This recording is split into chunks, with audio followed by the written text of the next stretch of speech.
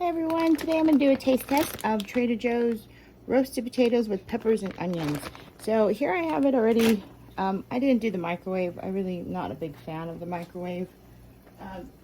So I did on stovetop, and I covered it just for a second. It's on medium to low right now. And we're just going to mix that up. And it's been cooking for about maybe 4 minutes and covered though. So that's what I did over here. And here you go, you can take a look. It's getting there.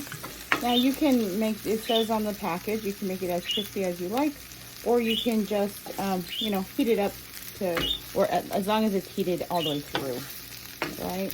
So there we go. And let's give this another couple of minutes because I do like mine a little more crispy. I'm just going to flip them all over. Some of them are getting nice and golden brown already. And you do not put anything in it. No oil in the pan. Now, I'm doing it on a non-stick. So if you're doing it on a stainless steel, I'm not sure if it would need a little bit, but all this, like all the juice that's coming out, came just from the potatoes. So I would say no. I wouldn't put anything because I feel like maybe it'll be too greasy if you add any type of oil to it, okay?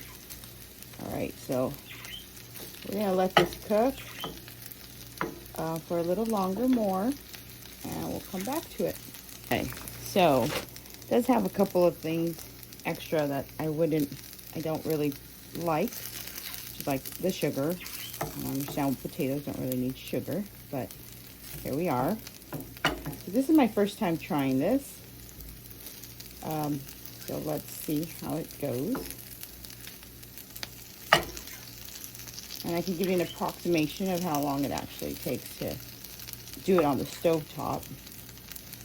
On the microwave, I believe it's fairly quickly. Empty contents of bag into a microwave safe bowl. Cover and heat at 50% power for 4 minutes. Then on full power for 2 minutes or until heated through.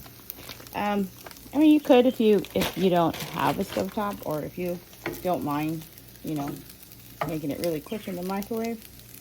I'm just not a microwave person. There we go. And like I said, they look like they're probably heated already through. And that took about, let's say, about maybe 8-10 minutes.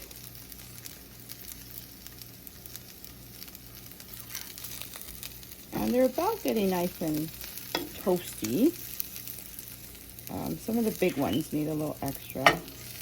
As you can see, the small guys, like this one right there, it's starting to really get nice and crispy. Oops. Well, I lost one. That was perfectly crispy. Oh, let's keep flipping these guys over. And once it starts getting really heated, you're supposed to put it on medium. I guess that's when they get more crispy, so there we go. All right, I'm gonna continue doing this, and then we will taste test. Oh yeah, these look done though. Now it just depends on how crispy you want it. All right, so this looks about good to me. It took about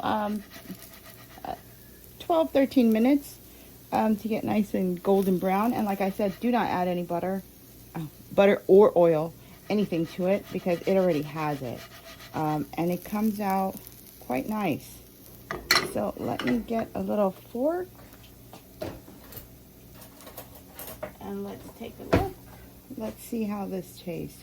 Like I said, this is the first time I'm trying this.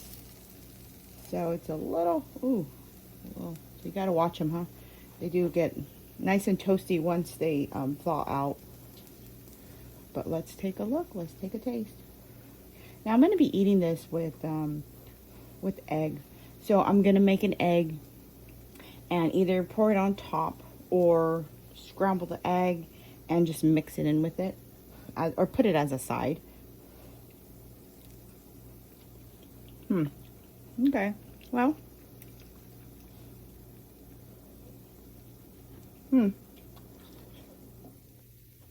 not bad. Not bad for frozen. It has nice flavor. If you're not a big rosemary or sage fan, it's not very powering. Any of the flavors are not really that. It doesn't seem like it's going to overpower anything. So, yeah, I give it a 4 out of 5. It's pretty good. You guys should try it. Well, thanks for watching my video. Hope you liked it. Don't forget to subscribe.